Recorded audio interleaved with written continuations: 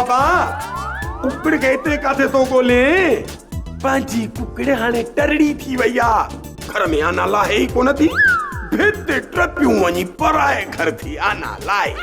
न शर्म थसे न हया थसे किन्नी कहीं जाए अड़े नी भागा मां कुकड़ जा आना कोन पे बोलिया तपोए मां भी आना ना लाई दो तू भी आना ना लाई दो ओ बाबा जदे असा जे घर में को आना लाई दो ही काने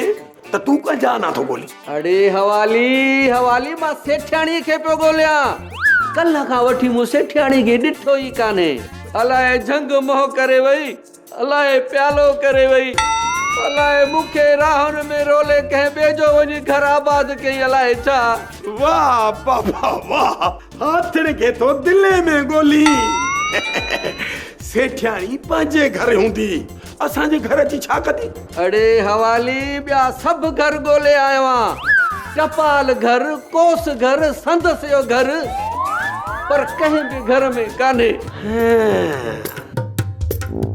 इन जो मतलब त चिलकिड़ी हाने बांधी आए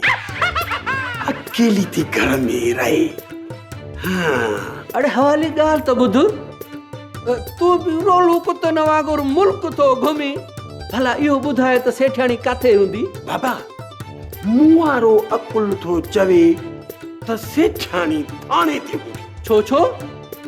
थाने तो छो हुंदी हाणे साईं मुखे केड़ी खबर त वो थाने ते छो हुंदी बस हुन जी मर्जी आहे जाथे भी हुजे वधीक तू पाण सेठाणी को पुछदा त तू थाने ते छो वई ठीक आ कोई भला मां थाने तो जांच कराए चा हलड़े बाबा हल वडो पाण के सियाणो तो समझी बाबा मां जकड़े चाया त तोके हीअं किस्तिन ते खपाए अचा पंहिंजी शादी जी केॾी गणती अथसि पुट जी का गणती कान्हे हेड़े पी खोप मां इहे भलो बाबा एतरो न समझ गंजो थींदे वार खुशी इंदई सफा मोटर में थींदे पी पी पापा वक्त है हाल तन मुखे सोचण ते मजबूर करे छड़िया है बाबा सोचण वाली मशीन त तोड़ आहे ही कोन तोरे मथे में त पलाल भरल आहे मां त हैरान आया त तू सोचे कियां तो चलिया कल कर्ज खणी कासे एकड़ा बकरे दिमाग वठी खादो हाने मुंह वारे दिमाग बे पे करे मतलब त सोचे पियो भला इहो त बुधाए सोची छा पियो वडे दुख जी गाल आहे मजबूरी ऐं बेवसी जी गाल आहे दर्दन ऐं गमन जी कहानी आहे डायरी छपुर जी लिखियल आहे छा